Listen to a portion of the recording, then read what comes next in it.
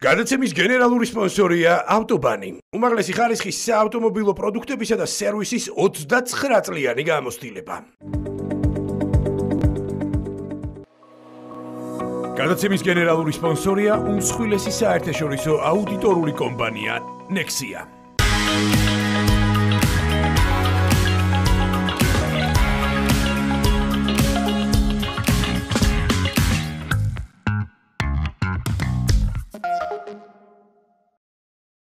გადაცემა შენობით ბიზნესის პარტნიორია სენა ავტო. გადაადგილებას უზრუნველყოფს ელექტრომობილი სენა i400. შენი ელექტრომობილი. 1 2 წავიდა.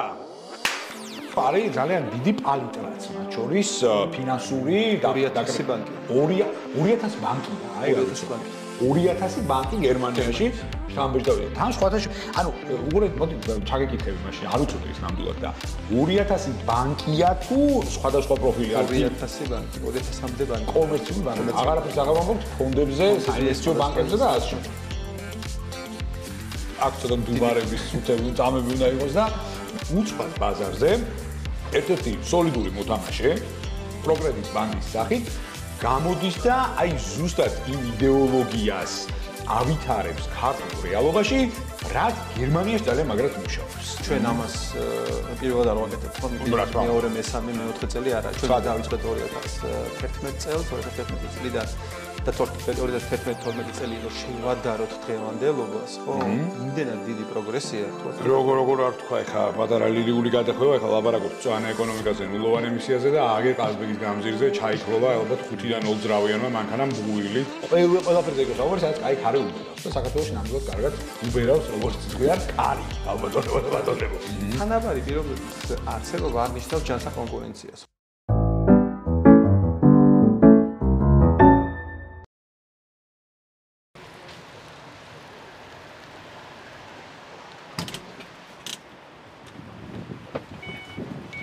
მოგესალმებით, ქალბატონებო და ბატონებო, ვიწყებთ გადაცემა შენობით ბიზნესთან. მორიგი ეპიზოდის ჩაწერას. ჩვენი შენობით ბიზნეს მობილით i400-ით მოვედით პროგრედიტ ბანკში და მას მიძღობს ალექს მატუა. ალექს, მოგესალმებით. ძალიან დიდი მადლობა მას მიძღობს. მადლობა რომ მოხვედით. დავიწყოთ, მეგობრებო, ძალიან მაგარი ინტერვიუ გავგზავნით. ხო. მოგესალმებით კიდევ ერთხელ. ქალბატონებო და ბატონებო, გადმოვინაცვლეთ ახლა შემდეგ წართულზე და უკვე ვართ ბატონ ალექს მატუასთან, პროგრედიტ ბანკის გენერალურ დირექტორთან. ალექს, კიდევ ერთხელ გამარჯობა და კიდევ ერთხელ მადლობა შენი დროისთვის და მას მიზღობისთვის. მოგესალმებით და მადლობა ვიზიტისთვის. ალექს მატუა, საბანკო სფეროს პროფესიონალი, 20 წლიანი გამოცდილებით. 2015 წლიდან პროგრედიტ ბანკს საქართველოს გაფართოებული მენეჯმენტის წევრი. 2017 წლიდან დირექტორთა საბჭოს წევრი. 2019 წლიდან იკავებს პროგრედიტ ბანკის საქართველოს გენერალური დირექტორის პოზიციას, ასევე დირექტორთა საბჭოს წევრი. პროგრედიტ ჯგუფის ბანკირების აკადემიის მიწვეული ლექტორი. მოკლედ ძალიან საინტერესო 1 საათი ელის წინ ჩვენს მაყურებელს, იმიტომ რომ ახლა მე მინდა გავიხსენო ჩვენი წინა ინტერვიუ, რომელიც ასევე შენობით ბიზნესის ფორმატში გქონდა ჩაწერილი და მაშინ მინდა ვთქვა, რომ ძალიან საინტერესო გამოხმაურება ჰქონდა ამ ინტერვიუს საზოგადოების მხრიდან, იმიტომ რომ ფაქტიურად შევეხეთ ისეთ წერტილოვან თემებს, როგორც ფულად საკრედიტო პოლიტიკის კუთხით, საინვესტიციო კუთხით, ქვეყანაში არსებული ბიზნეს კლიმატის კუთხით და ამ შემდეგ რომ ნამდვილად საზოგადოების დიდ ნაწილს გული მოუფხანეთ როგორც ითქვია.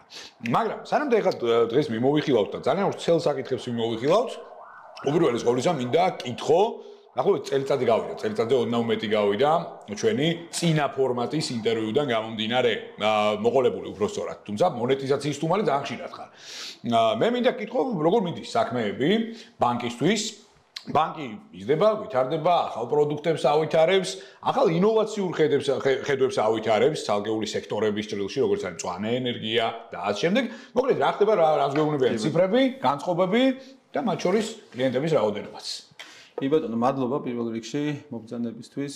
თქვენ ხართ ახლა პროგრედიტ ბანკის სათავო ოფისში, რომელსაც ალბათ ერთადერთი ეს შენობა, რომელსაც აქვს H სერტიფიკატი, რომელიც ნიშნავს ყველაზე მწვანე შენობას საქართველოში ალბათ და სასიამოვნოა აქ რო ხართ. რაც შეეხება პროგრედიტ ბანკის შედეგებს, ბოლო პერიოდის მიღწევებს და ასე შემდეგ, ვფიქრობ, რომ 2024 წელი მიუხედავად იმისა, საკმაოდ ტურბულენტური, საკმაოდ ისეთი წელი იყო, ბანკისთვის მაინც წარმატებული წელი გამოდგა, იქიდან გამომდინარე 25%-იანის და ჰქონდა დეპოზიტებში, 14%-იანის და სესხებში, კარგი ხარისხი პორტფელის, კლიენტების რაოდენობის და რაც მთავარია, ახალი პროექტები, რომელიც ამ წელს ესე ვთქვათ 24 წლის დასაწყისში ჩაუშვით, რომლებმაც საკმაოდ კარგად იმუშავა. მათ შორის არის ელექტრომობილიტი, რომელიც ჩაუშვით იყო ესე ვთქვათ სპეციალური პირობები ელექტრომობილებისთვის, რაც იმას ნიშნავს, რომ გვინდა ხელი შეგვეწყო, რომ ავტოპარკი საქართველოში შეიცვალოს, თბილისში განსაკუთრებით შეიცვალოს და ამისთვის ამ პროდუქტმა თითქმის 200 მანქანამდე მივედით უკვე რა სესხებიც გაიცა ამ მიმართულებით და მოთხოვნა ამ წლის დასაწყისში უკვე რამოდენიმე კომპანია მოვიდა უკვე, რომელსაც უნდა შეიძინოს 30 მანქანა, 40 მანქანა, 100 მანქანა ელექტრომანქანა და ამ კუთხით გვინდა რომ ხარდაჭერა კიდევ უფრო მეტი იყოს პროგრედიტ ბანკისგან. ჩვენ ბიზნესზე ორიენტირებული ბანკი ვარ და იმ პერიოდის რა დროსაც მაღალი აქტივობით გამოიშალა ბიზნესი, იმ დროს გვინდა რომ ხელი შეუწყოთ ბიზნესს და განვითარებაში ჩვენი კონტრიბუცია შევიტანოთ და ჩვენი მისიაც და როლიც ეგ არის როგორც ევროპული გერმანული ბანკი და საკითხი როცა შეეხება მწვანეს, ენერგოეფექტურობას, ნარჩენების მართვას, რაღაცა გვინდა რომ სუპირიორები ვიყოთ და ვიყოთ აქტიურები. კი, ეს ძალიან მაგარია და მე თითოეულ ამ წამოწყებაში მინდა რომ ძალიან ბევრი წარმატება გისურვო პირადად და უსურვო შენ ძალიან მაგარ გუნდს რომლის გარეშეც წარმოუდგენელი იქნებოდა ეს ყველაფერი, მაგრამ აი მოდი ასე ვთქვათ რა, ნულოვანი ემისიის საქართველოს ეკონომიკა. მწვანე საქართველოს ეკონომიკა. მოდი ასე ვთქვათ, აი როგორ გესახება ხა, აი როდესაც ჩვენ ამ თემებზე ვსაუბრობთ, ეხლა გვიყურებს უამრავი ადამიანი და ძალიან ბევრს უჩნდება კითხვა, რომ ჩვენ ხო არ ვებრძვით ქარეს წისქვილებს. ან გარკვეულწილად რაღაც დინების საწინააღმდეგოდ ხო არ დავდივართ და ასე შემდეგ, იმიტომ რომ ეკოსისტემა დღეს საქართველოში ხო ანუ მაინც და მაინც არ არის მწვანე. რაც გულისხმობ დავკონკრეტებ. ანუ აი მწვანე მეწარმეობა, ხო? ანუ აი ეგრეთ წოდებული შენობების ფორმირება, რომელიც ნულოვან ემისიაზე არიან აგებულები, მაგალითად ეკოტრანსპორტის ნაწილი კი იზრდება, ეს შემოსავლების სამსახურის სტატისტიკაა, რომ საქართველოში საშუალოდ 6-დან 12%-მდე წლიურად იზრდება ელექტრომობილების იმპორტი ქვეყანაში. ეს ძალიან მაგარია, მაგრამ ერთიან ავტოპარკს თუ გადავხედავთ, რეალურად ძალიან მიზერული ციფრია. დავყვეთ მე რაკეთ ნარჩენების მიმართულებას, ნარჩენების მართვის ნაწილშიც უამრავი გამოწვევა გვაქვს, როდესაც ქარხნული ინფრასტრუქტურა არ არსებობს, იდეოლოგიური ცნობიერების კამპანიები არ არსებობს და ასე შემდეგ და ასე შემდეგ და უცბად ბაზარზე ერთ-ერთი სოლიდური მოთამაშე პროგრედიტ ბანკის სახით გამოდის და აი ზუსტად იმ იდეოლოგიას ავითარებს ქართულ რეალობაში, რაც გერმანიაში ძალიან მაგრად მუშაობს. აი მე მაინტერესებს რა გამოწვევების, არ მინდა ხოლმე რაღაც ამ გადაცემაში, იმდენად პოზიტიური ფორმატია, რომ ნეგატიურ სიტყვებს უფრთხილდები ხოლმე რა, მაგრამ მაინც უნდა გამოვიყენო, რომ რა ტიპის პრობლემებს ვაწყდებით აი აქ, აი ამ მანკიერებებიდან გამომდინარე, რაზეც თუნდაც მე ხა ვილაპარაკე. მოდი ესე შევხედოთ რა, ჩვენ ამას პირველად არ ვაკეთებთ ხო, მეორე, მესამე, მეოთხე წელი არა, ჩვენ დავიწყეთ 2011 წელს, 2011 წლიდან და 2011-12 წელი რო შევადაროთ დღევანდელობას, ხო? იმდენად დიდი პროგრესია. ამ შემთხვევაში პროგრედიტ ბანკზე არ ვარ, ზოგადად ეკოსისტემაზე ვსაუბრობ, ხო? მაშინ როდესაც ეს აქტივობა დავიწყეთ, მათ შორის შიგნით ორგანიზაციაში და შემდეგ კლიენტებზე, ხო, ფაქტურად ცნობიერების დონე იყო ნულის ტოლი. რაც იმას ნიშნავს, რომ ძალიან დიდი რესურსი უნდა ჩაგვედო თანამშრომლების განვითარებაში, მათ შორის ტრენინგები, ანუ ზოგადი ცნობიერების ამაღლებაში, როგორც პირველ რიგში შიგნით, ხო? ანუ სხვას რა უნდა ასწავლო თუ შიგნით არის ის ყველამ, ამიტომ ჩვენ შემოვიღეთ სისტემა, რომელიც ყოველწლიურად ატრენინგებს ყველა თანამშრომელს. რაც იმას ნიშნავს, რომ ყოველწლიურად წელსაც, შარშანაც, მომავალ წელს, ყოველთვის წელიწადში ერთხელ აპდეითი განახლება ინფორმაციის მიეწოდება თანამშრომელს. ეს ხო ერთი მნიშვნელოვანი კომპონენტია, რაც ვთქვათ, მნიშვნელოვნად მოქმედებს მე გარემოს, ხო? მე ის ადამიანები, რომლებიც გაყიდვაში არიან ჩართულები, გადადის მე კლიენტზე და მე კლიენტი თავის კლიენტზე, თავის პარტნიორზე და ასე შემდეგ, პარტნიორებზე და ასე შემდეგ, ხო?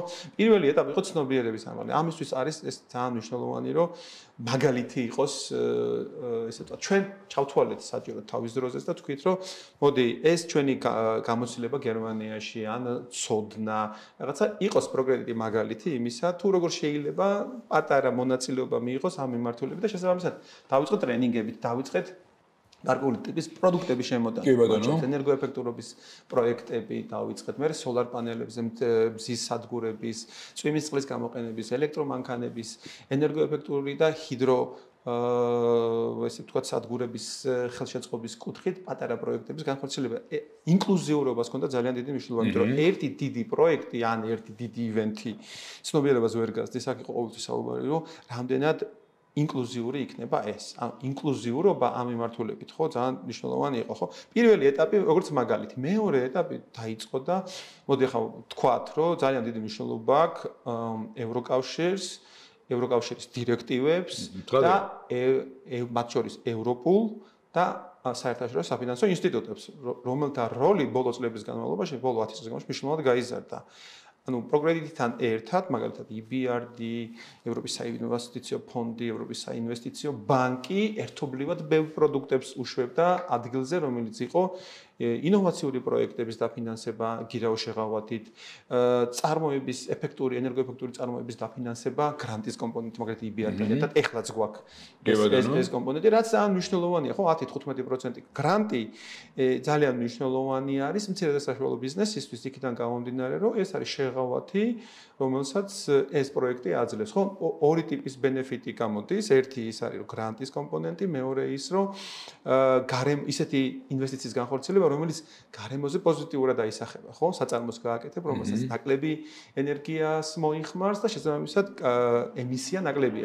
რაც მნიშვნელოვნად რაც უფრო მეტი ესეთი იქნება, რა თქმა უნდა, თქვენ აღნიშნეთ, რომ რამდენად მოცულობითია ეს, მაგრამ რომ შევადაროთ 10 წლის წილში, იმდენად გაზრდილია ეს ნაწილი, რომ შეიძლება ვთქვათ, რომ უკვე ნელ-ნელა ჩვენ ისეთ დონეზე მივალთ 2030 წლისთვის ალბათ, რომ საქართველოში უკვე ეს შესამჩნევი იქნება თუ ტემპი გავაგრძელებთ. და მათ შორის ძალიან მნიშვნელოვანია საკანონმდებლო ბაზა შეიცვალა დირექტივებით, ასევე რეგულაციები შეიცვალა. ხო, 2023 წლის შემდეგ ნებისმიერი გაცემული ნებართვა სამშენებლო მიმართულებით ფაქტობრივად შეგიძლია ჩათვალო, როგორც მწვანე დაფინანსება, მწვანე პროექტი.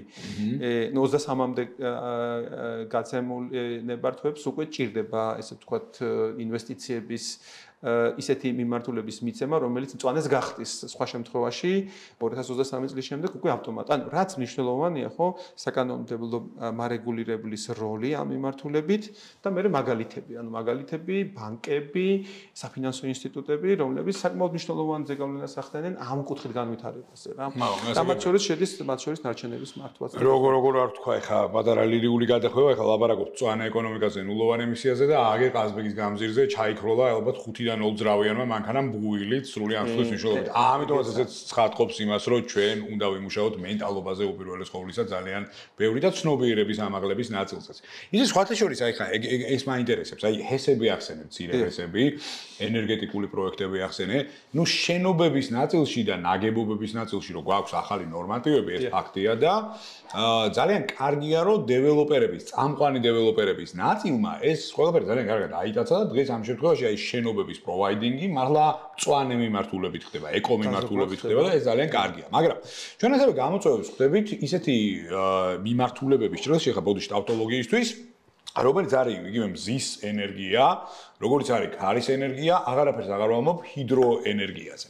თქვენ დაახლოებით აი პორტფელში რამდენი მცირე ჰიდროპროექტი გაქვთ დაფინანსებული?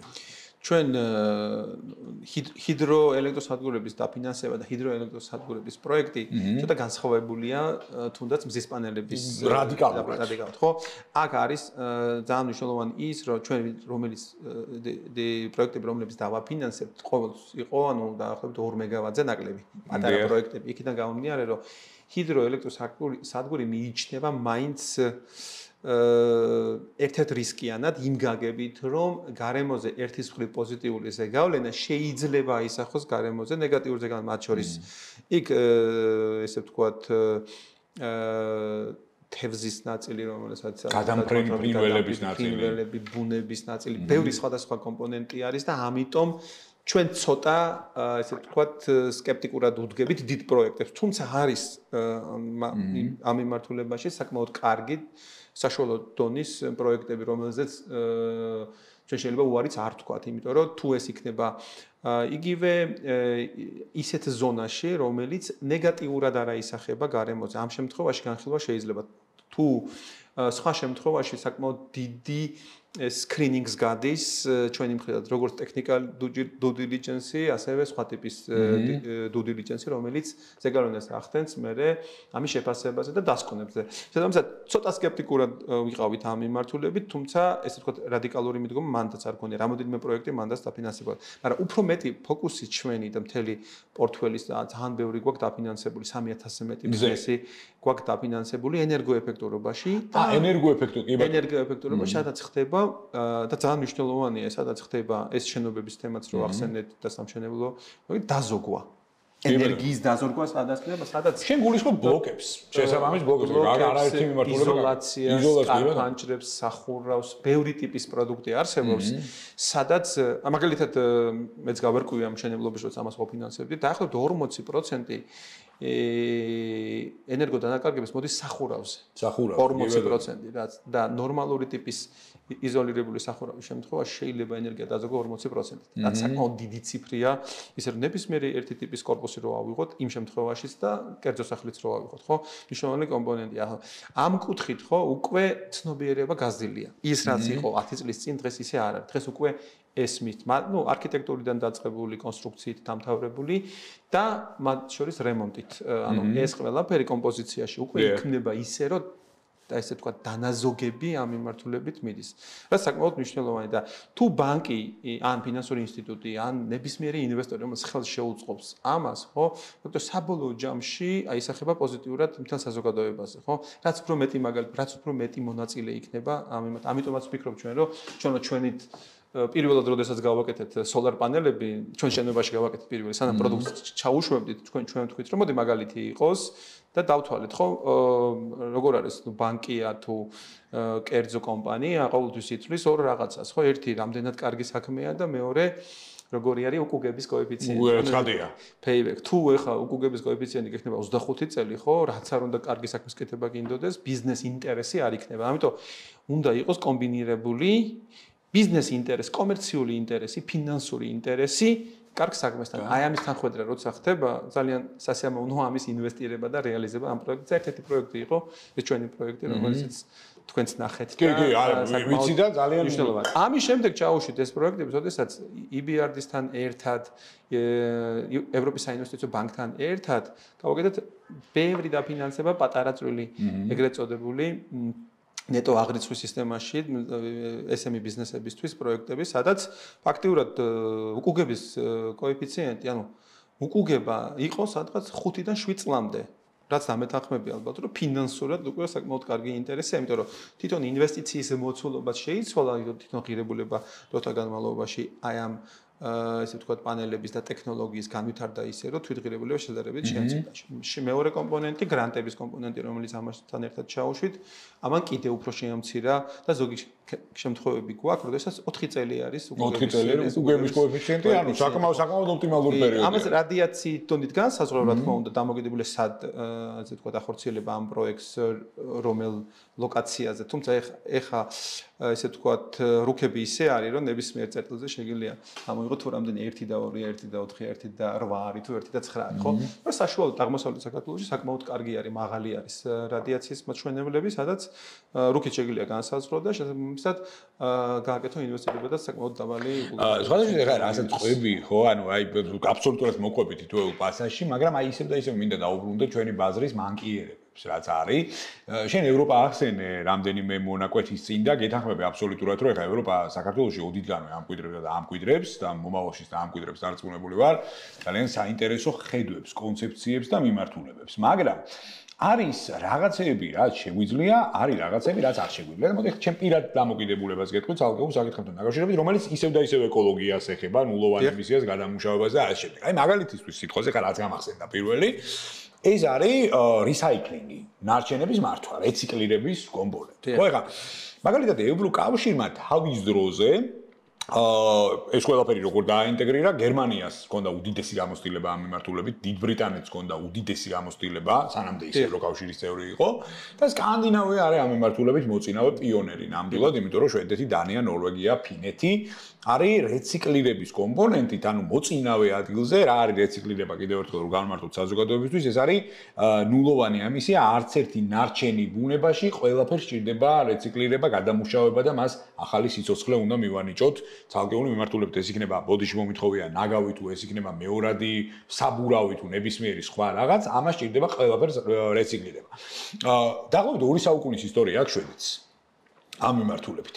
2 საუკუნის ისტორია, როდესაც მათ ააშენეს იდეოლოგია უპირველეს ყოვლისა, იდეოლოგიაზე დააშენეს უკვე ქარხნული ინფრასტრუქტურა, კანონმდებლობა, ასე შემდეგ და ასე შემდეგ და ალბათ 2 საუკუნის წინ იქაც არ იყო ეს თემა კომერციული და პირობითად ფინანსური ინსტიტუციისთვის საინტერესო, მაგრამ მერე გახდა, იმიტომ რომ ბიზნესი აკლა სოციალურ პასუხისმგებლობას. რა ხდება საქართველოში, ანუ ჩვენ ნორმატივი გადმოვიღეთ, არა მარტო ამ მიმართულებით, ეს პირველი გამახსენდა და მაგით ვიძახი. გადმოვიღეთ ნორმატივი, რა გზაც ევროპას უკვე დიდი ხანია გავლილი აქვს და ჩვენ რეალურად დღეს პრაქტიკაში ამას ვერ ვახორციელებთ. რატო? ბიზნესი აქ არ შედის, იმიტომ რომ რეალურად ეს საინვესტიციო თემა არ არის. მწვანე აი სანამდე თქვენაირი და ძალიან კარგია რომ თქვენ არსებობთ ბაზარზე, ხო? რაც გულისხმობ, რომ ანუ სანამდე კონკრეტული მედროში არ გამოჩნდება სექტორში და არ იტყვის რომ ხარდამჭერი ვარ. ბევრს უჭირს რომ გადადგას ნაბიჯები, ხო, მაგრამ სამწუხაროდ არის სექტორები, რომლებსაც არ ყავს მედროშეები. ბიზნესი არ შედის, იმიტომ რომ იქ არ არის კომერციული ინტერესი.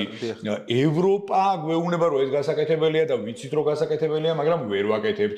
ეკოსისტემა სულ სხვა რაღაცას გვანახობს. აგერ 5 და 0 ძრავიანი ავტომობილები თბილისის ცენტრში ბღვილით დაქრიან, უამრავი საბურავი იყრება, უამრავი მეორადი ზეთი იყრება და ასე შემდეგ და ასე შემდეგ. აი ამ ყველაფრის, აი ამ დიდი პრობლემის გადაჭრა, აი როგორ გესახება, გეკითხები როგორც უდიდესი ბანკის ჰედს. კი ბატონო, ჩვენი გადმოსახედიდან ეს ვერ მოხდება ერთი, აი როგორც თქვი, კი ჩვენ ვაკეთებთ, მაგრამ ერთი და ორი ორგანიზაციით, ეს უნდა იყოს სინქრონში, მათ შორის სახელმწიფო ინსტიტუტებთან მიმართებაში. ანუ სახელმწიფო ინსტიტუტების როლიც მნიშვნელოვანია. კი ბატონო. როგორც აღმასრულებელ ნაწილში, ასევე საკანონმდებლო ნაწილში, მე ხო ვთქვი, რომ საკანონმდებლო ნაწილი ბევრი შეიცვალა, ხო, ევროდირექტივების შემოტანა, რეგულაციები, სამშენებლო მიმართულებით. ამას თავისი ეფექტი აქვს, მნიშვნელოვანი ეფექტი აქვს. ეხლა ჩვენ ამის იგნორირება არ შეგვიძლია, იმიტომ რომ ეს ერთ-ერთი კომპონენტი არის. მეორე კომპონენტი, ვთქვით, საერთაშორისო საფინანსო ინსტიტუტების როლი მნიშვნელოვანია. ამიტომ ამათმა დაიწყეს და ვფიქრობ და იმედი მაქვს რომ მომავალში გაგაგრძელებენ. და შემდეგ მოდის კერძო ფინანსური ინსტიტუტების როლი ძალიან მნიშვნელოვანია. ხა ეს ერთი ბანკი ცალკე ვერაფერს ვერ იზამს, მაგრამ ყველა ბანკი ერთად ძალიან მნიშვნელოვან ესე ვთქვათ ზეგავლენას მოახდენს. ამიტომ ამ შემთხვევაში მარეგულირებელს და აღმასრულებელსთან ერთად ვამბობ ეროვნულ ბანკსაც, იმიტომ რომ ეროვნულ ბანკმაც შემოიღო უკვე კრიტერიუმები, აქვს თავისი სტანდარტები, წესები, პოლიტიკა და ასე შემდეგ, ხო, რაც ჩვენი აზრით ჩვენს იმასთან ახლოს არის ჩვენს პოლიტიკასთან, რასაც ვატარებდით დიდი ხნის განმავლობაში. რაც იმას ნიშნავს, რომ ნელ-ნელა მთლიანი სექტორი მიუდგება. ანუ თუ მონაწილეთა რაოდენობა და სფეროები გაერთიანდება, მე არ ვიქნებოდი სკეპტიკურად და უფრო ვიქნებოდი პოზიტიურად, იმიტომ რომ თუნდაც 20-30, რომელიც ესეთი მიზანი არის მსოფლიო მასშტაბით. ხო, ჩვენ ვიცით და ყველა მიცის და უკვე თუ კონსპირაციულ თეორიებს გამოვრიცხავთ, მაშინ ყველა ამბობს, რომ გლობალური დათბობა მიმდინარეობს. ყველანაირი მეცნიერული დადასტურება არის ამას უკვე კითხვის ნიშნის ქვეშ არავინ არ აყენებს, ხო, ნუ ესე ვთქვათ, არა კონსპიროლოგიის ნაწილში ვიძახით, რომ ისე არის კონსპირაციის თეორია, რომელიც სხვადასხვა იმასაა, მაგრამ დღეს მეცნიერულად დადასტურებულია, რომ ეს მიმდინარეობს. ამიტომ თუ ესე ვთქვათ, მარტო საქართველოს, ანუ საქართველოში ხო ყველა მონაწილე უნდა იყოს, მარტო საქართველოს ვერ იზამს ბევრ რაღაცას, თუ სხვა ქვეყნებიც არ იზამენ. ამიტომ არის იგივე პარიზის შეთანხმება, ხო? ან ბევრი სხვადასხვა პლატფორმა არის, სადაც ყველა თავის კონტრიბუციას შეიტანს, მაგრამ თითქოს მაინც მე, ანუ სკეპტიციზმს უშვებიც, რომ მაინც როდესაც ინდივიდუალურ გადაწყვეტილებამდე მიდის, მაინც გონია, რომ ვიღაცას ხოსი გასაკეთებელია ეს. ამიტომ ჩვენ როდესაც ამას დავიწყეთ მუშაობა, პირველი ვთქვით, რომ თუ ჩვენ პირადად არ შევიცვალეთ სახლში, ხო, ან სამსახურში ან ასე შემდეგ, ხო, ეს მე დიდ ზეგავლენას ვერ მოახდენს. თუ მასიურად არ მოხდა ასეთი ტიპის ცვლილებები. მე მაქვს ყოველ შემთხვევაში პოზიტიური შედეგები შიგნით, პოზიტიური შედეგები კლიენტებთან მიმართებაში, პოზიტიური შედეგები მათ შორის საკანონმდებლო ბაზა, რეგულაცია, მაკუთხით მიმართება. ეს არ არის ის, რაც უნდა იყოს, რა თქმა უნდა, მაგრამ ნაბიჯები მიდის. ეს არ ხდება ისეთი ტემპით, რომლითაც შენ შეიძლება თქვა, რომ არაფერი არ შეიცვლება. ანუ სკეპტიციზმი არის, მაგრამ შეიძლება თქვა, რომ უფრო ჩქარა უნდა იყოს თუ უფრო ნელა. ხო. ანუ ტემპის ნაწილში შეიძლება წამოყვე, მაგრამ დანარჩენ ნაწილში მე ვფიქრობ, რომ საქართველო როგორც ასეთ მე მაგ შეხება სხვადასხვა აღმოსავლეთ ევროპის ქვეყნებთან, იმიტომ რომ ჩვენ წარმოდგენილები ვართ, ბანკი წარმოდგენილები. ბევრი მიმართულებით მოწინავეა საქართველოს პირდაპირ შეგვიძლია. საქართველოს სხვათა შორის საქართველოში წარმოებული ელექტროენერგიის 80% არის განახლებადი ენერგიით, ხო? იგივე იქ ქარისძის წყვილები, რომელიც დაფინანსდა და რომელიც ასევე pipeline-ში არის და სამომავლოდ ინერგება მზის პანელების საკმაოდ დიდი სადგურების მშენებლობაზე არის საუბარი. ანუ ბევრი ენერგოეფექტურობის, ანუ ყველა მანქანების, ხო, ახლა თქვენ ხო იცით რომ 6-12% დაახლოებით წლიური და როცა მიმდინარეობს კი მესმის ახლა მთლიანად რო ჩაანაცვლება შეიძლება დაგჭირდეს ძალიან დიდი ხანი, მაგრამ თუნდაც ეს კონტრიბუცია, მან იქნება ყოველთვის ესეთი მომენტი რა, არ არსებობს რომ ეს არ მოხდეს, რაღაცა პერიოდი არის რაღაცა, ესე ვთქვათ, სტაბილური ზრდა, არადიდი, რომელსაც საკმაოდ დიდი ზეგავლენა მოხდა, მეორეს მხრივ ინფრასტრუქტურული ნაწილი და მე ეხლა მაქვს უკვე რამოდენიმე პროექტი, რომელიც მარტო ინფრასტრუქტურაზე მუშაობს, ჩარჯერებს, ელექტრომობილებს. მოდი ერთ თემას, აი ერთ კითხვას დაგისვა. ეგ თუ ხდება, მან ანუ ესე ვთქვათ, ზრდის ტემპი შეიძლება გასამაგდეს და გაუთხმაგდეს. მოდი ერთ კითხვას დაგისვა მაშინ. და სხვათა შორის აი ეს თავი ახლა ამ ეტაპზე ჩავხუროთ, აი ამ კითხვა-პასუხის შემდეგ და შემდეგ გადავიდეთ არანაკლებ მნიშვნელოვან თავზე ჩვენი საუბრის. მაგრამ მანამდე აი ამოწუროთ აი ეს ნულოვანი ემისია და მწვანე ეკონომიკის კომპონენტი. აი ხა აი ახსენე სამი რადიკალურად განსხვავებული კომპონენტი, ეს არის ქარის ელექტროსადგურების ნაწილი, ეს არის მზის პანელების ნაწილი, ახსენე ელექტრომობილების ნაწილი.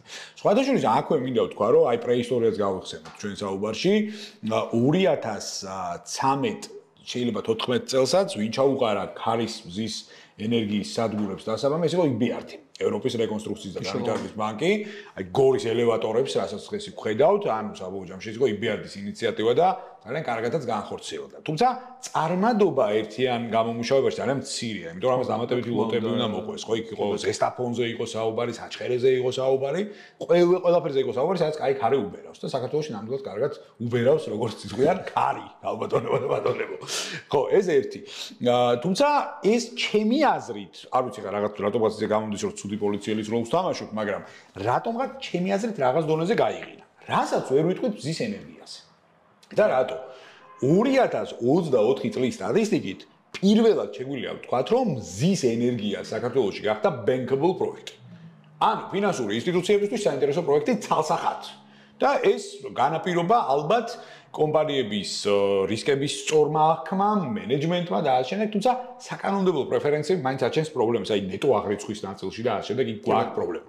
და მესამე ნაწილი ხა რაღაც ცოტა ქაოტურად ვატევს ამას, იმიტომ რომ სწრაფად მინდა ეს თავი ჩავხუროთ, რომ მე კიდე სხვა თავზე გადავიდეთ, ეს არის ელექტრომობილების ხაზი. კაცმა არ იცის ხვალდაზე რა ტრენდი წამოვა, მე რატომაც გონია რომ წყალბადი გაისვრის, როგორც იტყვიან და შეიძლება აბსოლუტურად სხვა ტრენდი მივიღოთ ამ კუთხით და მეორე ნაწილი ამისი due diligence. ამის due diligence არის ის, რომ ქვეყანაში გროვდება უდიდესი რაოდენობა ლითიუმი ამ 6%-იანი ნამატის შემდეგ და სამწუხაროდ ქვეყანაში არ არის ქარხნული ინფრასტრუქტურა, რომელიც ამას გადაამუშავებს. ეს უკვე დიდი რისკებია, რომელიც რადიაციასთან შეიძლება ამან მიგვიყვანოს ძალიან მარტივად რომ ვთქვათ. აქედან გამომდინარე, ხა ეს სამივე ნაწილი ბოდიშვით ხო რა, კიდევ ერთხელ ცოტა ქაოტურად ჩავატიე, მაგრამ ზუსტად მიმიხვდი ეხა ჩემ გულის ტკივილს, დარწმუნებულება რა და აი ეს ყველაფერი აი ტექნიკურ ეკონომიკურად რას გვიქადეს? ნუ პოზიტივით დავიწყოთ საუბარი აი მზის პანელების ნაწილმა, აი რატო დაწერა ესეთი აღმავალი ტრენდი ბოლო პერიოდში.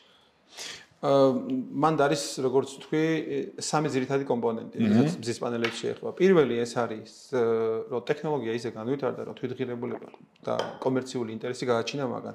ანუ ეს იმას ნიშნავს, რომ თვითღირებულება ტექნოლოგია ისე განვითარდა, რომ საინვესტიციო მოცულობა შემცირდა. ეს ერთი. მეორე კომპონენტი ეს არის საერთაშორისო საფინანსო ინსტიტუტების მონაწილეობა мотиваციის ინცენტივების შექმნაში. რაც თქვენ ახსენეთ, იყო EBRD, ხო? EBRD-ის და სხვა საფინანსო მათ შორის EIB-ის როლიც ძალიან მნიშვნელოვანია, რომ იქ თავის კომპონენტები შემოიტანა ამ დაფინანსებაში და ბევრ ბანკს დაფინანსება მისცა ამ მიზნობრიობით, რასაც საკმაოდ დიდი ინტერესი ჰქონდა და მესამე, ალბათ აქ მზაობა ამისთვის გახსნა ცოდნა კომპეტენცია საფინანსო ინსტიტუტებში, რომლებიც უწყობენ ხელს ფინანსურად ერთის მხრივ და მეორეს მხრივ ისეთი კომპანიები ჩამოყალიბეს, რომლებიც ასეთი ტიპის პროექტების რეალიზებას შეძლებენ. ჩვენ გქონდა როცა დავიწყეთ ეს ესე ვთქვათ დაფინანსების პროექტი, 3-4 კომპანია შევარჩიეთ, რომელთან ერთადაც პარტნიორულად დავიწყეთ ამ პატარა პროექტების რეალიზება და აქედან გამომდინარე იყო საკმაოდ ბევრი რაოდენობა პატარა პროექტების ნეტო აღრიცხვაში ჩართვის შესაძლებლობა მიეცან ბევრ ბიზნეს კლიენტს თავის საწარმოში. და ამ სამივე კომპონენტმა ერთის მხრივ რომელიც შექმნა ფინანსურმა ინსტიტუტებმა და ტექნოლოგიურმა განვითარებამ რომ კომერციული ინტერესი იყოს და მეორე მოდი ესე ვთქვათ რა ევროპაშიც დასავლეთში და საქართველოში ტრენდულიც არის. ანუ ეს ნიშნავს რომ აკეთებ ესე ვთქვათ ამ შემთხვევაში გულისხმობ სოლარ პანელებზე ვსაუბრობთ. მანქანების ნაწილში და утилизациაზე მეორე საკითხია, ხო?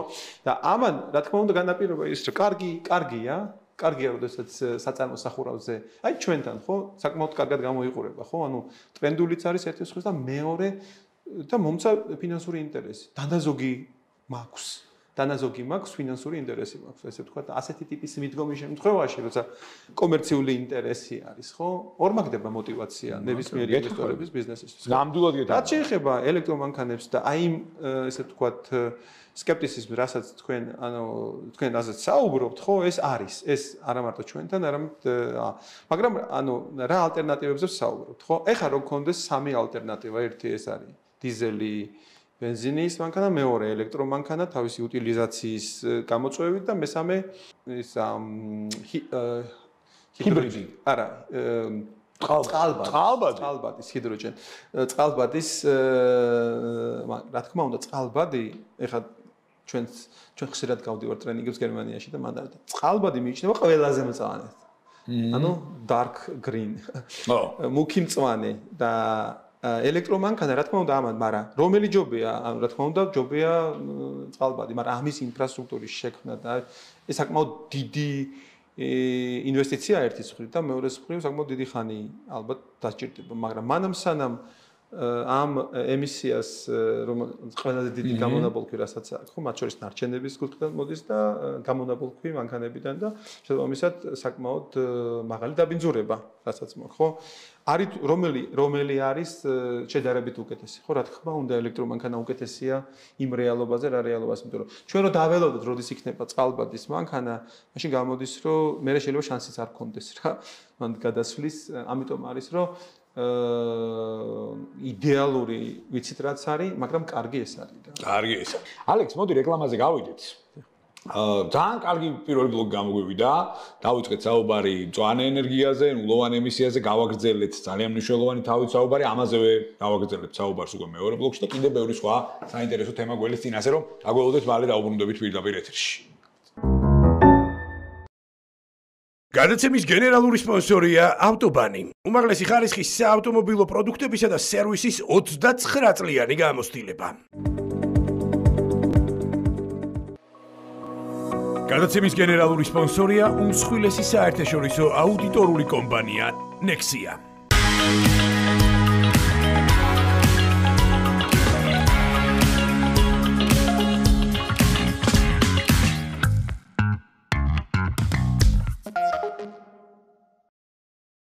გადაცემა შენობით ბიზნესის პარტნიორია Sena Auto. გადაადგილებას უზრუნველყოფს ელექტრომობილი Sena i400. შენი ელექტრომობილი.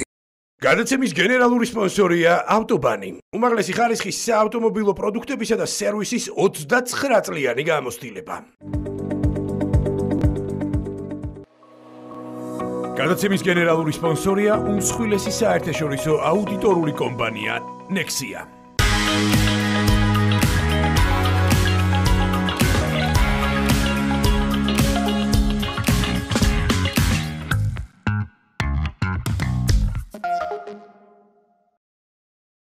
გადაცემა შენობით ბიზნესის პარტნიორია Sena Auto. გადაადგილებას უზრუნველყოფს ელექტრომობილი Sena i400. შენი ელექტრომობილი.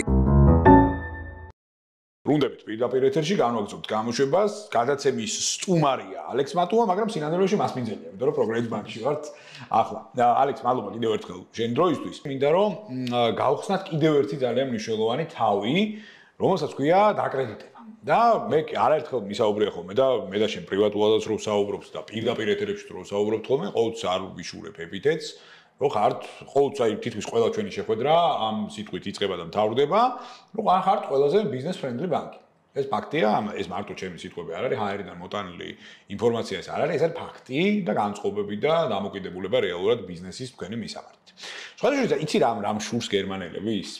ეხლა ბრიტანელებს ეწყინებათ, იმიტომ რომ ბრიტანელებს საერთოდ გონიათ და სამართლიანადაც გონიათ, რა თქმა უნდა, რომ საბანკო კულტურა ეს მათი მოფიქრებულია, მაგრამ ისტორიას თუ გადავხედავთ, არანაკლებ შთამბეჭდავი საბანკო ისტორია აქვს გერმანელებს რაღაცებში თუ უფრო მეტი არა. და ეხლა არ მიწყინო ბრიტანელებმა, მაგრამ ეხლა თუნდაც იგივე გერმანიაში თავის დროზე, ხო, მიკრობიზნესების განვითარება, მერე უკვე მცირე საშუალო ბიზნესების განვითარება და მერე უკვე გლობალური კონცერნების განვითარება, როგორც იყო Bosch, Vestel, Kercher, Mercedes, BMW, Volkswagen ჯგუფი და ასე შემდეგ, ანუ ეს ეხლა პირდაპირ პროპორციულად არის გამართული ფინანსური ინსტიტუციების დამსახურება. და სხვადასხვა გერმანიაში და ეხლა ჩემზე კარგად იცი, რომ არის ძალიან დიდი პალიტრაც მათ შორის ფინანსური 2000 ბანკი. 2000 ბანკია, აი რა ვიცი. 2000 ბანკი გერმანიაში შთამბეჭდავი და თან სხვადასხვა, ანუ უყურეთ, მოდი ჩაგეკითხები მაშინ, არ ვიცოდი ეს ნამდვილად და 2000 ბანკია თუ სხვადასხვა პროფილი არის? 2000 ბანკი, 2000-მდე ბანკი. კომერციული ბანკი. აღარაფერს აღარ ვამბობთ ფონდებზე, საინვესტიციო ბანკებზე და ასე შემდეგ. აქ ცოტა დუბარების სუთები, წამები უნდა იყოს და მე 2000 ბანკი, ხო? ანუ ეს ნამდვილად არ ვიცოდი.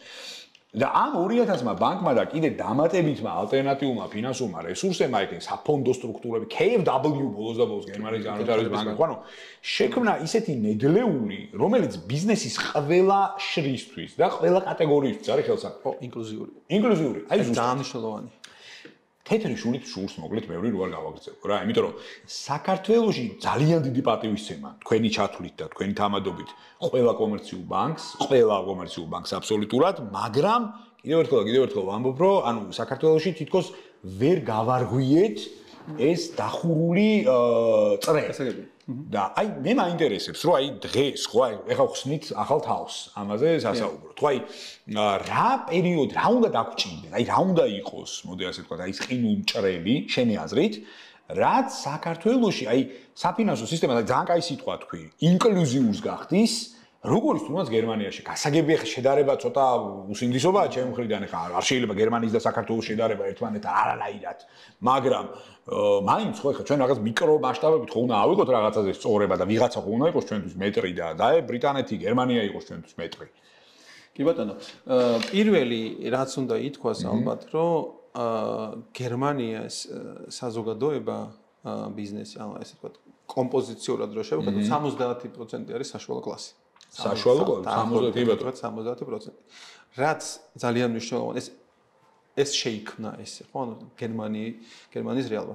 ჩვენ რეალობაში საშუალო კლასის, ესე ვთქვათ, ან საშუალო ბიზნესის, ან ძალიან დიდია ბიზნესი, ან ძალიან პატარა, ხო, ანუ ჩვენ გვინდა რომ უნდა იყოს ეკონომიკის ხერხემალი უნდა იყოს ეს საშუალო მცირე და საშუალო ბიზნესი, რაც ძალიან მნიშვნელოვანია, ხო? და ჩვენ როცა საბანკო სექტორზე ვსაუბრობთ, მათ შორის გერმანიაში, ხო, იქ არის ბანკები, რომლებიც ფოკუსირებული არიან ერთ მიმართულებაზე, ან ბანკი, რომელიც მხოლოდ აფინანსებს მწვანეს მაგალითად, ან მხოლოდ აფინანსებს SME-ს, ან მხოლოდ აგრო მიმართულებას და ძალიან საკმაოდ ფოკუსირებული და კარგი ჯანსაღი კონკურენტული გარემო მან არის. რაც განაპირობებს იმას, რომ კონკურენციის ჯანსაღი გარემოს პირობებში, ხო, ინკლუზიურობის დონეს იზრდება და პლუს მცირე ბიზნესების განვითარება ხდება საკმაოდ სწრაფად. ამ შემთხვევაში, ხო, ანუ ჩვენს გვაქვს საუბარი იმაზე, საქართველოში ინკლუზიურობის მაჩვენებელი არ არის მაღალი. მოდი პირდაპირ რო ვთქვათ, იმიტომ რომ კი ხელმისაწვდომობა არის ფინანსებზე, რაღაც, მაგრამ აი მაგალითად ფორმალიზაცია რო ავიღოთ საქართველოში, ხო? მაშინ როდესაც გადასახადი შეიძლება 1% კონდეს გადასახდელი, მაგრამ დეკლარირება ამის არ ხდება. შეიძლება თქვას, რომ 30-40% არადეკლარირებული შემოსავალი. რაც იმას ნიშნავს, გადასახადი არ გადასახადი, მაგრამ მაინც დეკლარირება. ანუ ეს არის შესაძლებელი ყველავანში, რაც რატომ არის შესაძლებელი, როგორ მოქმედებს მე ეკონომიკაზე გარემოზე? ფინანსური ინსტიტუტს უფრო ნაკლები რისკი აქვს ამ შემთხვევაში, როცა დეკლარირებულია, დაბალ საპროცენტო განაკვეთში მოხდება გაცემა და შესაბამისად უფრო მეტად განვითარდება ეს სექტორი და ბიუჯეტში უფრო მეტი შემოსავალი შევა, ხო? როგორ უნდა გაკეთდეს ეს? ძალიან მნიშვნელოვანია, რომ აქ უნდა იყოს არა ესე ვთქვათ დასჯის მეთოდი, არამედ უფრო კოლაბორაციული, მათ შორის ფინანსურ ინსტიტუტებთან, ფინანსთა სამინისტროსთან, ესე ვთქვათ, აღსრულების ნაწილიც ისე უნდა იყოს, რომ არა ჯარიმა ან დასჯა, არამედ უფრო мотиваციის შექმნა ამ მიმართულებით, როგორც საფინანსო ინსტიტუტების мотиваციის შექმნა, ასევე თქვათ ადმინისტრების კუთხით мотиваციის შექმნა და ასე უნდა გადავიდეთ ნელ-ნელა, იმიტომ რომ სულ ესე გაგრძელება, რომ სულ არაფორმალური შემოსავლები გქონდეს ამ ქვეყანაში, ხო, და მხოლოდ დიდი ბიზნესები იყვნენ დეკლარირებული, ეს დიდ ეკონომიკურ, ესე ვთქვათ, ინკლუსიურ ზრდას ვერ შექმნის. უბრალოდ ძალიან მნიშვნელოვანია და გერმანიაში მაგალითად როცა ვამბობთ, ხო? გერმანიაშიც არის არაფორმალური ბიზნესი, მაგრამ კი არის იდეალური ქვეყანა, ასე ვთქვათ, იქაც არის, მაგრამ მისი წილი მთლიანში ძალიან დაბალია, როდესაც ის სეგმენტი, მათ შორის ახლა KfW ახსენეთ, ხო, გერმანიის განვითარების ბანკი, ჩვენი ერთ-ერთი შეარჰოლდერია. მნიშვნელოვანი დამფუძნებელი არის. იმიტომ რომ მაგათ ისიც აინტერესებთ, რომ როგორ ვითარდება აღმოსავლეთ ევროპა, როგორ ვითარდება ბავშვი საქართველოში ბიზნესი, მცირე და საშუალო ბიზნესში და მაშინ უნდათ მონაწილეობის მიღება და მაგიტომაც არიან ჩვენთან დამფუძნებლების სიაში. აუ რა სინანულით მახსენდება. ძალიან მნიშვნელოვანია ეს. რა სინანულით მახსენდება, იცი 2016 წელს კულუარულად გავაჟღერებ ხა ინფორმაციას, კულუარულად რა საჯაროდ გავაჟღერებ, უკვე რომელსაც არასდროს არ თქმულა მედია საშუალებებში 2016-17 წლებში იგეგმებოდა საქართველოში ერთ-ერთი ფონდის, არ დავასახელებ ფონდის ბაზაზე გერმანიის განვითარების ბანკის შემოსვლა ამ კონცეფციით საქართველოში copy-paste-ის გაკეთება და უნდა რქმეოდა საქართველოს განვითარების ბანკი. და მაშინ სამწუხაროდ აღარ მინდა გავაგრძელო ეს თემა, სამწუხაროდ ეს თემა დაკენსელდა და შესაბამისად მე ალბათ მოვადრო და ამაზეც ვისაუბრებთ აუცილებლად, იმიტომ რომ ძალიან კარგად მახსოვს ეს პერიოდი. მე არ შემიძლია რომ არ გავაგრძელო ამ თემაზე საუბარი, რომელიც კიდევ ერთხელ ინკლუზიურობას ეხება. სხვადასხვა შეხა წეგან ახსენე შენ არადეკლარირების ნაწილი, მაგრამ არის რაღაცეები ცხოვრებაში და ბიზნესში იმთავითვე. სადაც თავს ზემოთ ძალა არ არის. აი მეც ხშირად მიფიქრია ხოლმე, რომ აი ერთჩვენიერ დღეს რომ დავინიშნო მაგალითად შემოსავლების სამსახურის ან ფინანსური პოლიციის უფროსად, ხო, მომენტალურად და აი ყველაფერი ისე აღვასრულო, როგორც ვფიქრობ. ალბათ ძალიან დიდი ნაწილი ქართულ კომპანიებს უბრალოდ გააჩერებს ბაზარზე საქმიანობას. ანუ მე ამით რის თქვა მინდა, იცი? რაღაცეებზე ალბათ თვალი გვეხუჭება და რაღაცებზე უნდა დავხუჭოთ თვალი, იმიტომ რომ რატო? დავაკონკრეტებ ხა სწორად მინდა რომ საზოგადოებამ გამიგოს. ფინანსური ცნობიერება არის ძალიან დაბალი საქართველოში, შესაბამისად ფინანსებზე ხელმისაწვდომობა არის დაბალი და ბევრი კომპანიისთვის, განსაკუთრებით პატარა კომპანიებისთვის, ძალიან დიდი ტვირთია საგადასახადო პრეფერენციები და მე სწორი ადმინისტრირება, დეკლარირება და ასე შემდეგ. ამიტომაც მე როგორ თქვა, რა სინდისით თქვა რომ მესმის თქო, მაგრამ სადღაც გულის სიღრმეში მესმის. იმიტომ რომ მოდი ჯერ ცოდნა დავაგროვოთ და მე იმ ცოდნიდან გამომდინარე, ვინც არაკეთილს ნისიერად მოიქცევა, იმას წავართვათ ის სათამაშო და დავსაჯოთ კიდეც და ჩავსვათ კიდეც თუ საჭიროა, მაგრამ კიდევ ერთხელ საბოლოო ჯამში არ არის ჩემი აზრით სწორი, რომ ანუ კანონის და პრეფერენციების ენით თუ ესაუბროთ, ბენეფიციარს რომელმაც არ იცის და გაუგია. მაგრამ ხო, აი ბძანა. მაგრამ საინტერესო მომენტი ის არის, რომ ჩვენ ვამბობთ, რომ ფინანსური განათლების დონე არის დაბალი. და ჩვენ ამას ვამბობთ, ეხლა კი არა, წლებია ვამბობთ. მაგრამ მოდი ავიღოთ მაგალითი, რომელიც ეხება აუდიტორულ კომპანიებს. მაგალითად, Nexia TA, ხო? საკმაოდ ბევრი პროექტი, მე რაც ვიცი, და ბევრი პროექტი გააკეთება ამ მიმართულების განვითარების კუთხით, ხო? BDO-მაც ძალიან ბევრი პროექტი გააკეთა, ხო? თქვენ იცნობთ ორივე კომპანიას საკმაოდ კარგად, ხო? Nexia ჩვენ პარტნიორია. მით უმეტეს, ხო? და მე რამოდენიმე ის ვიცი, რომ იგივე ტრენინგების ჩატარება, იგივე ესე ვთქვათ, პროგრამების დანერგვა ამ მიმართულებით, რომ გაამარტივოს ცხოვრება. ბევრი რაღაცა გაკეთდა ამ მიმართულებით. მცირე და საშუალო ბიზნესი ჩვენც ვაკეთებთ ქალებისთვის, პატარა მეწამე ქალებისთვის, ხო? იგივე სხვა საფინანსო ინსტიტუტების კრისტალიც აკეთებს მათ შორის საკმაოდ ისეთ პროექტებს, რაც და ჩვენ ვერ ვიტყვით, რომ დღეს რა დონეზეც არის ფინანსური განათლება, იგივე დონეზე არის, რაც 10 წლის წინ იყო, ხო? ანუ განვითარდა.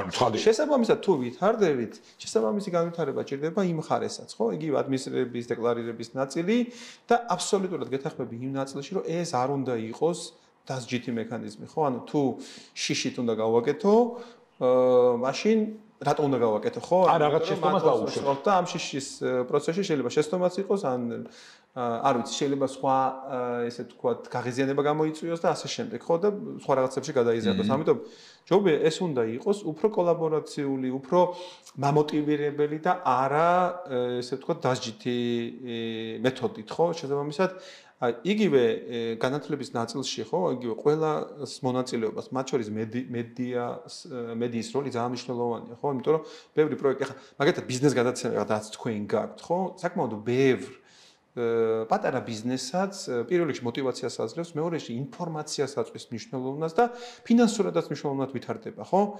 ამიტომ თუნდაც თქვენ გადაცემაში რო გყავთ იგივე ვიდეოს ან Nexia-ს წარმომადგენელი და როცა ხსნის, ხო, როგორ უნდა გაკეთდეს რაღაცა შესაბამისად ეს განათლების დონეს ამ მიმართულებით ზრდის, ხო? არის თუ არა საკმარისი?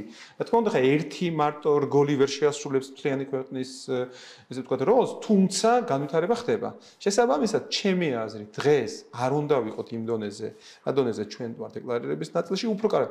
ეს არ ნიშნავს იმას, რომ 100%-ით ყველაფერი იდეალურად უნდა იყოს, თუმცა იმ განვითარებასთან მიმართებაში, რა განვითარებასაც ჩვენ გავდივართ, ხო, მედიის, ბიზნესის, აუდიტორიული კომპანიების, იგივე კონტრიბუციით, თუმცა სოციალური პროექტების ნაწილში, რასაც ვაკეთებთ, ხო, წესით უნდა იყოს უფრო მეტი, ვინმე დღეს არის. მინიმუმ ერთი 10%-იანი სხვაობა მაინც უნდა, თუ არის 30%, ალბათ მაქსიმუმ 20%. ხა ისე ვიძახი, მაგრამ მესიჯი არის ის, რომ არ უნდა ვიყოთ ამ დონეზე მაგ ფორმალიზაციის მიმართულებით, რაც ერთის მხრივ აქ არ არის ის ნაწილი კარგად გაგებული, რომელიც შეეხება იმას, რომ დეკლარირება არ ნიშნავს ცუდს. ანუ არ ნიშნავს, რომ მე თუ შემოსავალ დავადეკლარირე, ესე იგი ვიღაცა უნდა მოვიდეს და წამართვას, ხო? ანუ ეს ნაწილი კარგახანია არ არსებობს, ხო? შესაბამისად გვაქვს ეგეთი რა, ანუ აი ჩარჩენილი გვაქვს თითქოს აი რაღაცა ძველი მენტალობა. აი რასაც თქვია, აი მენტალობის ცვლილება არის მნიშვნელოვანი და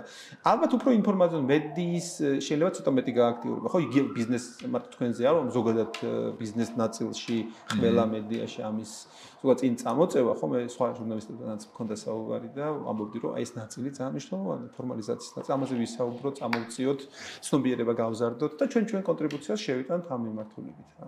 თუმ ფიქრობ, რომ ხო, შეიძლება მეტიც. შეიძლება მეტიც, ეხლა გეთანხმები აბსოლუტურად, რომ ეხლა შედარება, ხო, ეხლა 10 წელთან, 10 წლის წინანდელ პერიოდთან, 15 წლის წინანდელ პერიოდთან, ანუ აბსოლუტურად სხვა და მათ შორის აი ცნობიერების ნაწილში მე პირდაპირ შემიძლია ვთქვა, რომ აი ბოლო წლებში SME სექტორის აგრეიდების ნაწილიც არის გაზრდილი და ეს კომპლექსურად რო შევხედოთ, ხო, ანუ ეს გამართულმა სწორმა ადმინისტრირებამ გამოიწვია, სწორმა მენეჯმენტმა გამოიწვია, მათ შორის თანხების სწორად განკარგვამ გამოიწვია და საბოლოო ჯამში მივედით იქამდე, რომ დღეს SME სექტორი შეიძლება რაღაც საგრძნობლად და კოლოსალური ირმის ნახტომი ამ კუთხით არ აქვს, მაგრამ ისიც გავითვალისწინოთ, რომ 2 წლის წინ SME სექტორისკენ არავინ არ იყურებოდა. დღეს უკვე რეალურად სხვა სურათი გვაქვს და დაგრეიდების ნაწილიც გაცილებით მაღალია. კიდევ ერთი საკითხი მინდა შენებართვით შემოვიტანო. სხვათა შორის, აი ხა შენი მოსაზრება მაინტერესებს ამ თემაზე. მოკლედ, მე არ მინდა გავაჟღერო, იმიტომ რომ ჯერჯერობით ეს მხოლოდ და მხოლოდ კულუარული ინფორმაციაა, ჭორის დონეზე ვიცით, ეხლა ჭორაობა ჩვენი საქმე არ არის, მაგრამ ძალიან აქტიურად მუსირებს ბოლო პერიოდში საკითხი იმასთან დაკავშირებით, რომ საქართველოში შეიძლება შემოვიდეს მსხვილი ფინანსური ინსტიტუცია. აზიის უმსხვილესი ბაზრიდან.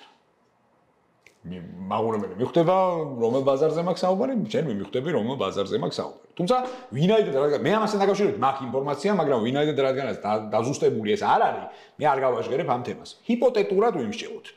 დღეს რა გვაქვს ხო ჩვენ ბაზარზე გვაქვს ჩვენ საკმაოდ მაღალი პოლარიზაციის კოეფიციენტი. ძალიან დიდი კონცენტრირებაა საბოლოო ჯამში და ну, ამას აქვს დადებითი მხარეებიც და ამას აქვს უარყოფითი მხარეებიც. საბოლოო ჯამში ხომ მე არ მინდა არც ერთ შემთხვევაში რომ კონკურენტებზე ვისაუბროთ, შენ კონკურენტებზე პირდაპირ პროპორციულად ნეგატივ ასე არ არის ეს გადაცემა საერთოდ არ ემსახურება ამას და შენი ადამიანური და პროფესიონალური თემებიდან გამომდინარე ვიცი რომ ამას არც გააკეთებ, ხო? მაგრამ ეხლა ეს ჩემი სიტყვები არ არის, ეს საერთაშორისო დონორი ორგანიზაციების სიტყვებია, რომ ანუ რეალურად საქართველოში აი კონცენტრაციის მაჩვენებელი ფიჩიც იბატონო, ჩამოვყვეთ კიდე სავალუტო ფონდის, ხო, IMF-ის ნაწილშიც, International Monetary Fund-ის და ბევრი სხვა EBRD-ის ნაწილშიც, ADB-ის ნაწილშიც თუნდაც, ხო? ჩვენ გქონდა ესეთი შეფასებები, ხო? და ვიცით დღეს რომ 70%-ზე მეტი საშუალოდ, ანუ ბაზარზე უჭირავს 2 მსხვილ კომერციულ ბანკს დიდი წარმატებები მინდა ასევე მათ უსხო. TBC და საქართველოს მაქვს საუბარი. მაგრამ ეს ჩემი მოსაზრებით, ანუ არაჩენს სამწუხაროდ ველს იმისთვის, რომ ნუ ცალკეული ახალი პროდუქტების იმპლემენტირება გავაკეთოთ, ახალი მოთამაშეების სტიმულირება გავაკეთოთ, მე რაც საბოლოო ჯამში კონკურენცია გაიზრდება, მე ეს საბანკო პროცენტებზე მოახდენს გავლენას და ასე შემდეგ და ასე შემდეგ. მოკლედ დადგა დღის წესრიგში ჩინური ფინანსური ინსტიტუციის საკითხი. თუმცა რამდენად განხორციელდება ეს კაცმა არ იცის. კიდევ ერთხელ ვიზახე, ეს არის მხოლოდ ინფორმაცია, კონკრეტული ფაქტი ამასთან დაკავშირებით არ არსებობს. შენერთ მაინტერესებს, თუ ბაზარზე შემოვა მსხვილი ფინანსური მოთამაშე, ნუ იქნება ჩინეთიდან, რა ვიცი, იყოს სინგაპურიდან, იაპონიიდან, ამერიკის შეერთებული შტატებიდან, პარიბასი იყოს პირობიდან, ხო არა, რა პრეფერენციას გააჩენს ეს ქართულ ბაზარზე? რამდენად საჭიროა დღეს ეს და მეორე მხრივ ადგილობრივი მოთამაშეებისთვის, მათ შორის შენთვის, რამდენად შეიძლება ეს ყველაფერი იყოს ერთგვარი ასე თქვა ტონუსში მოყვანის წინაპირობა. კი ბატონო. დავიწყოთ იქიდან, რომ ნუ როგორც თქვენ თქვით, ის ზუსტად იგივენაირად მაქვს მეც ინფორმაცია არის, მოსმენილი დაზუსტებით არ ვიცი და არანაირი პირდაპირ მესიჯი ან ინფორმაცია არ გვაქვს. თუმცა საუბრები არის ახლა ბიზნეს საზოგადოებაში, რომ ანუ ინფორმაცია გავჟერდა, რაღაცა და როდესაც საუბარი არის დიდ მოთამაშის შემოსვალზე, ხო, ნუ იგივე აზიის მხრიდან, ხო, რა თქმა უნდა, აჩენს კითხვებს იმასთან დაკავშირებით, რომ ანუ რა ზეგავლენა შეიძლება მოახდინოს შემდეგ საბანკო სექტორზე, გარემოზე, ბიზნეს გარემოზე და ასე შემდეგ, ხო? მოდი საბანკო სექტორი რო შევაფასოთ ჩვენი საბანკო სექტორი, ნუ ესეთი კონცენტრირებული საბანკო სექტორი ყავს მე არ ვიცი. წინაზეც გითხარით, სადღაც აფრიკის ქვეყანა შეიძლება იყოს. თუმცა აი ევროპაში, აზიაში ყავს ასეთი კონცენტრირებული, რომ ნუ 80% იყოს ორ ინსტიტუტზე, ესეთი არ ვიცით, რაც იმას ნიშნავს, რომ ესეთი კონკურენტული მიუხედავად იმისა, ჩვენ ვამბობთ, რომ კონკურენცია არის, ხო? ანუ არის კონკურენცია, ესე ვთქვათ, რეგულაციები, თანაბარი პირობები, ხო? თანაბარი პირობების არსებობა არ ნიშნავს ჯანსაღ კონკურენციას, ხო? იმიტომ რომ საწყისი წერტილი, როდესაც სხვადასხვა არის, ხო? ანუ თუ ჩემი მთლიანი, ისე ვთქვათ, ბიზნესი არის, რა ვიცი, 2 მილიარდი ლარი, მაგრამ მეორე დიდი ბიზნესის 1% არის, ან 2% არის, 2 მილიარდი ლარი, მაშინ ჩვენ კონკურენციაში თანაბარ პირობებში ვერ შევავთ. ფიზიკურად არ მოხდება ასე. ამიტომ არის ის, როდესაც რატომ არის სხვა ბიზნესებში, რომ როდესაც ანტიმონოპოლიური სამსახური რომ მუშაობს და ამბობს, რომ კონკურენციის 30%-ს გაცდება ამ შემთხვევაში, ხო, კონკურენციის სააგენტო, რომელიც არეგულირებს სხვანაირად, ხო? იქ არ არის თანაბარი წესი გამოუშვა ორივეზე ერთნაირად იმუშაოს, იმიტომ რომ მან რეალური ჯანსაღი კონკურენცია ვერ იქნება. თუმცა ეს როლი ამ შემთხვევაში ეროვნულ ბანკს აქვს და ეროვნული ბანკის იმედი მაქვს ამ კუთხით, რომ ჯანსაღი კონკურენტული გარემო გაუმჯობესდება. თუმცა ეს ძალიან მნიშვნელოვანია, ხო? ეს ეხლა ზოგადად საბანკო სექტორს სად ხედავთ ჩვენ, ესე ვთქვათ, დიდ გამოწვევებს, ხო? იმიტომ რომ მათ შორის ფაზზეც მოქმედებს ეს თქვენ თქვით, რომ საპროცენტო მარტო საპროცენტო განაკვეთი კი არ არის პრობლემა, ხო? იგივე რომ თქვენ რო შეხედოთ მომგებიანობას, ხო, საპროცენტო შემოსავლის არანაკლები არის, მათ შორის საკომისიო შემოსავლები, კურსიდან მიღებული სავალუტო ოპერაციებიდან მიღებული შემოსავლები და სხვა საკომისიოებიდან, ანუ აქ უნდა შევხედოთ ჯამურად, შეიძლება საპროცენტო განაკვეთი იმდენად დიდი პრობლემა არ იყოს, ესე ვთქვათ, მინდა დანარჩენი სხვა კონკურენციის თვალსაზრისით. ამიტომ ეს ძალიან მნიშვნელოვანია, რომ ახალი მოთამაშე შემოვიდეს, ახალი, ესე ვთქვათ, ხედვით, ახალი ტექნოლოგიით და კონკურენცია გაზარდოს, ხო? ანუ და თუ დიდი მოთამაშე იქნება, რა თქმა უნდა, კონკურენციას ალბათ ხელს შეუწყობს.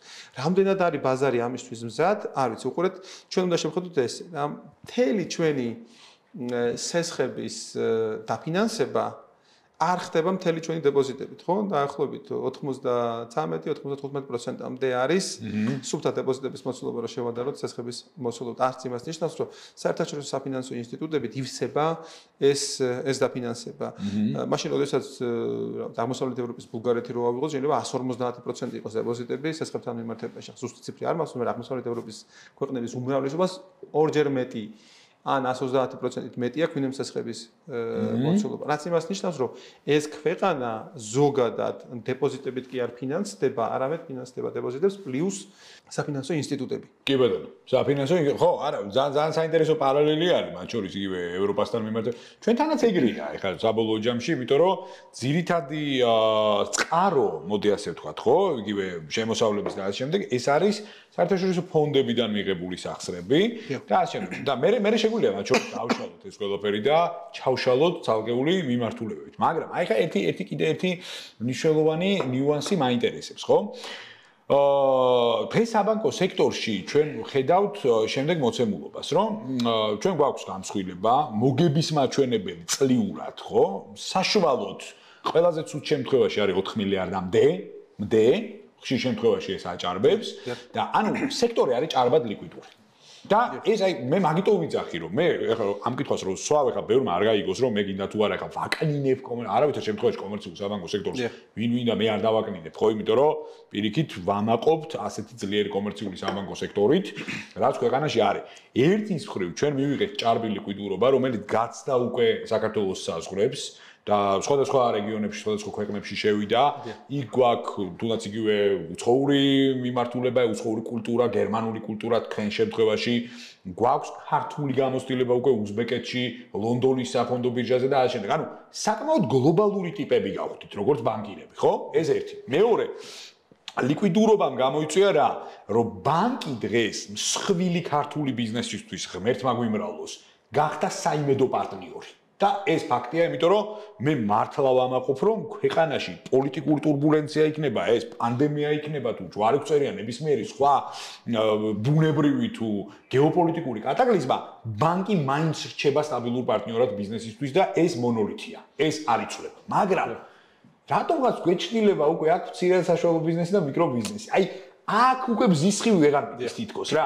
ანუ ყოველთვის ვიძახი, ბანკი დიდარი სუბიექტისთვის არის კომფორტი. მაგრამ ღარიბი და დაბალი ბრუნვის სუბიექტისთვის ეს უკვე შეიძლება რაღაც დონეზე კოშმარიც იყოს რა და აი რატო ვერ ჩავიჭირეთ აი ეს ინკლუზიურობის ერთი რაღაცა უნდა გითხრათ და არ ვიცი რამდენად საქმის კურსში ხართ ანუ კორპორატიული სეგმენტი რო ვიღათა ბანკის პარტნიორობაზე როცა საუბრობთ და ასე შემდეგ ხო ზოგ შემთხვევაში მცირე და საშუალო ბიზნესს საპროცენტო განაკვეთი უფრო უკეთესი აქვს ვინმე მსხვილ ბიზნეს და ბევრ მსხვილ ბიზნესს უთქვამს ეს ჩემთვის პირადად. რაც იმას ნიშნავს, რომ კონკურენცია, რო შევხედოთ ობიექტურები რო ვიყოთ, მაღალ სეგმენტში უფრო დაბალი არის, ვინმე შედარებით დაბალ სეგმენტში. ეს იმას ნიშნავს, რომ კონკურენტული გარემოს ზრდა, რა თქმა უნდა, მსხვილ ბიზნესზეც პოზიტიურად იმოქმედებს, მსხვილი ბიზნესი შედარებით უფრო უკმაყოფილოა ჩემი აზრით. დღეს კონკურენტულ გარემოში, იმიტომ რომ ერთი ან ორი არჩევანი აქვს და სხვა არჩევანი არ აქვს, იმიტომ რომ ზოგს კაპიტალის მოთხოვნიდან გამომდინარე ვერ აფინანსებს ან სხვა რისკ აპეტიტიდან გამომდინარე არ შეუძლია და ასე შემდეგ. კონკურენტული გარემო მე მინახავს кейსები, როდესაც ესე ვთქვათ 10 მილიონიანი სესხი იყო 14%-ში, მაშინ როდესაც მაგ დროს სესხები გადიოდა 7%-ში. ანუ ესეთი ტიპის, იმიტომ რომ კონკურენცია მაღალ სეგმენტში არ იყო, თუმცა რომ ისულიყო იგივე ბანკში, საშუალო ზომის ბანკში და ეთქვა რომ მომეცი 10 მილიონი, შესაბამისად არ შეეძლო კაპიტალიდან ან სხვადასხვა შეზღუდვებით მისი ესე ვთქვათ სესხის გაცემა და ეს როდესაც იცი, მაშინ კონკურენტული გარემო სხვა არის, შესაბამისად ფასიც სხვა არის. ამიტომ ესეთი ტიპის შეფასება შეგვიძლია ვთქვათ, რომ კონკურენტული გარემო შედარებით, ეხლა შედარებით უფრო მაღალი არის ქვედა სეგმენტში, საშუალო სეგმენტში, ვინმე მაღალ სეგმენტში. ამიტომ ძალიან მნიშვნელოვანია, რომ ანუ აქ უკვე მოდის მერე პასუხისმგებლიანი აკრედიტების თემა, აქ მოდის მერე სოციალური პასუხისმგებლობა, ტრანსპარენტულობა პარტნიორობა და ასე შემდეგ რა. ამიტომ პლუსი რაც შეგვიძლია ვთქვა საბანკო სექტორში დღეს ტექნოლოგიურად ჩვენი საბანკო სექტორი ბევრად მაღლა დგას ვინმე თუნდაც ზოგიერთი დასავლეთ ევროპის აბსოლუტურად გეთანხმება. რაც საკმაოდ დიდი პოზიტივია და ამან მისცა საშუალება ზოგიერთ ბანკს რომ თუნდაც რეგიონალურ დონეზე გასულიყო. იმიტომ ტექნოლოგიურად მნიშვნელოვანი ინვესტიციები განხორციელებდა და ტექნოლოგიური სტეპაპი მოხდა. კი, მე ისევ მინდა იმ საკითხს დავუბრუნდე, ანუ აი მაგალითად აი მსხვილი ფინანსური ინსტიტუციის შემოსვლა ბაზარზე, ხო? ანუ აი ეს რა ტიპის ტონუსის გამომწვევი შეიძლება იყოს აი შენთვის პირადად მაგალითად ბაზრის მოთამაშეებისთვის და ასე. ანუ რა მიმართულებით შეიძლება შეცვალოს ამან დღის წესრიგი? პირველი ალბათ შეიძლება, ну, რა თქმა უნდა, დაშვება რომ ტექნოლოგიურად განვითარებული ფინანსური ინსტიტუტი რაც ალბათ კრიტიკული არის პირველ ეტაპზე ტექნოლოგიურად განვითარებული საფინანსო ინსტიტუტი კონკურენტულ გარემოს გაზრდის. კი, იმიტომ რომ ეგ ძალიან მნიშვნელოვანია. მთელი ჩვენი საკრედიტო პორტფელის 50% არის თითქმის საცალო. და საცალო არ არის ბიზნესი თუ არ არის ტექნოლოგია. ტექნოლოგია თუ კარგად არის განვითარებული, შესაბამისად განვითარებულია და ვითარდება ბანკი საკმაოდ კარგად. ამიტომ ეგ ძალიან მნიშვნელოვანი კომპონენტია, ვინ შემოვა, რა ტექნოლოგიით და როგორი რისკის აპეტიტი ექნება. თუ მაღალი რისკის აპეტიტი ექნება და შესაძლოა ტექნოლოგია ექნება, კონკურენტულ გარემოს გაზრდის მნიშვნელოვნად. მანიშნებენ ეხლა რომ 52 წუთია ვსაუბრობთ და აი ცოტაც 1-2 წუთიც მივამატოთ და ნელ-ნელა წავუყანოთ ჩვენი საუბარი ფინალისკენ. იმდენად საინტერესო არის შენთან საუბარი, რომ აი შეიძლება ითქვას, რომ აი უკვე კალაპოტიც გაგვექცა, რომელ თემას მივადგეთ. მშენებლობებით დავიწყეთ, მშენებლობებით დავასრულოთ და პირობას ჩამოგართმევ აქვე, რომ ჩვენი სხვადასხვა ფორმატების სტუმარი ძალიან ხშირად იქნები, რომ ის დარჩენილი საკითხები, რაც თუნდაც დღეს ვერ მოვასწარეთ, კიდე გავიაროთ და მართლა ძალიან მაგარი ფორმატი გამოგვივიდა, ხო გამოგვიღეთ შენც. ბოლო პერიოდში, ბოლო 2-3 თვის დინამიკა არის, ეგეთი ინფორმაციები მოგვივიდა და ეს ინფორმაციები ჩვენ ჰაერიდან არ ვიღებთ ხოლმე, იქ იცი ეგ ამბავი. ძალიან ბევრმა დეველოპერმა გვითხრა, ძალიან ბევრმა მშენებელმა თავისი მიმართულებით, რომ ბანკები ბოლო 2-3 თვის განმავლობაში იყვნენ მშენებლობების და კრედიტების კუთხით ცოტა კონსერვატიულები და ცოტა ფრთხილები. და ეს რითი იყო განპირობებული? თუ არის ეს სიმართლე? ეს თუ იყო სიმართლე, რით იყო განპირობებული საბოლოო ჯამში და ანუ რა შეიცვალა დღეს ამ კუთხით? მოდი ასე ვთქვათ, სამშენებლო ბიზნესი, სამშენებლო სექტორი საკმაოდ მნიშვნელოვანი მოთამაშე არის მთლიანად ეკონომიკაში, ხო? სადღაც 16-17%-ზე არის საუბარი GDP-ში. ხო, საკმაოდ მაღალი არის, ხო? და ეს ამ დონემდე რომ მივიდა, საკმაოდ დიდი აქტიურობა იყო ბანკების მხრიდან. მოდი ახლა პირდაპირ ვიტყვი, რომ ჩვენ ამ სფეროში აქტიურები არ ვიყავით. კი ბატონო. ძალიან ესე ვთქვათ, ფრთხილად ვეკიდებოდით ბოლო წლების განმავლობაში. რა თქმა უნდა, დაფინანსებული გვაქვს პროექტები, თუმცა დიდ პროექტებში და ესე ვთქვათ ბევრ პროექტებში არ შევდიოდით, ამიტომ უფრო ზომიერად ვიყავით, ხო? ბოლო რამოდენიმე ხანში, ხა 2-3 თვეზე მეტია ალბათ ეს მესიჯი რაც გავცელდა და ჩვენ მეც ბევრი განაცხადები შემომივიდა და ითხოვდნენ დაფინანსებას. ყველა ახალი პროექტის დაფინანსება საბანკო სექტორმა გააჩერა. ეს იყო პირველი წინადადება, რასაც მშენებელი მეუბნებოდა და მეორე და გვეუბნებოდა ჩვენც ესე ვთქვათ გაყიდვებში, ამბობდნენ რომ აი ესეთი ტიპის მესიჯებია. პირველი იყო ბიზნესი, რასაც ამბობდნენ, ეს არის კონცენტრაციის და, იმიტომ რომ თუ ბანკი აქტიურია და მის პორტფელში სამშენებლო სექტორს ან ნებისმიერი სხვა სექტორის წილი ძალიან მაღალია, რა თქმა უნდა, რისკის აპეტიტი ქვემოთ ეცემა და შესაბამისად ერთ-ერთი არგუმენტი რომლის გამოც ასე ვთქვათ შედარებით შეზღუდული დაფინანსება დაიწყო, იყო ეს. ამან რა განაპირობა ის, რომ ჩვენ რახან აქტიურები არ ვიყავით, ჩვენთან განაცხადების რაოდენობა გაიზარდა. შესაბამისად ჩვენ კონცენტრაცია მაღალი არ გვაქვს, შესაბამისად გარკვეული ტიპის პროექტების დაფინანსება ჩვენ განვახორციელებთ, ხო? დიდი პროექტების არა ისევ, მაგრამ საშუალო ზომის და პატარა ზომის პროექტების დაფინანსება განვახორციელებთ. ამ პერიოდში, რაც შეიძლება აქამდე იმდენი არ ყოფილიყო, იმიტომ რომ რაოდენობრივადაც შეზღუდული იყო განაცხადების რაოდენობა. დღეს, რა თქმა უნდა, ბევრი არის მოცულობა და მოთხოვნა გაზრდილი არის, თუმცა ჩვენი აპეტიტიდან გამომდინარე საშუალო და დაბალი ესე ვთქვათ მოცულობის პროექტებს ვაფინანსებთ. ამიტომ ეს ნაწილი, კონცენტრაციის ნაწილი, ხო, აბსოლუტურად მისაღებია ჩემთვის როგორც არგუმენტი, იმიტომ რომ ჩვენ ახან კონცენტრაცია მაღალი არ გვაქვს, ამიტომ ვაფინანსებთ და არ გავჩერებულ ვართ ამ მიმართულებით, თუმცა ეს ჩვენი ლიმიტი გვაქვს ამ მიმართულებით, რომ არ შეიძლება ალბათ კონცენტრაცია გაიზარდოს და იყოს 15% ან 10% რა, ესე ვთქვათ. ამიტომ ეს არის ძირითადი მიზეზი, რაც ჩვენ გვესმის და რაც რაციონალურად და ლოგიკურად მეჩვენება. ალექს, მოგლეთ ძალიან დიდი მადლობა შენ. ძალიან საინტერესო საუბრისთვის, ჭეშმარიტად შენობით ბიზნესი გამოვიდა. კარგად ახსენეთ. კარგად ახსენეთ, გულით მოვიოხეთ, ბევრ თემაზე ვილაპარაკეთ, თან დიდი ხანი არ ვყავდა ერთმანეთი ნანახი. წარმატებები, ეს ჩაი არის, ალკოჰოლი არ არის.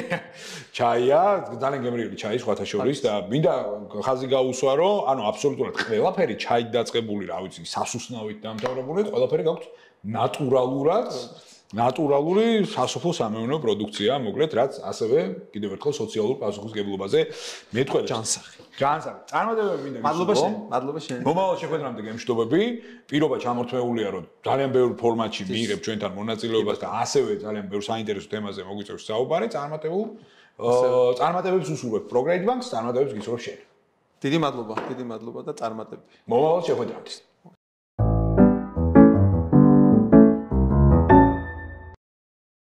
გადაცემის გენერალური სპონსორია ავტობანი. უმაღლესი ხარისხის საავტომობილო პროდუქტებისა და სერვისის 29 წლიანი გამოცდილება. გადაცემის გენერალური სპონსორია უმსხვილესი საერთაშორისო აუდიტორული კომპანია Nexia.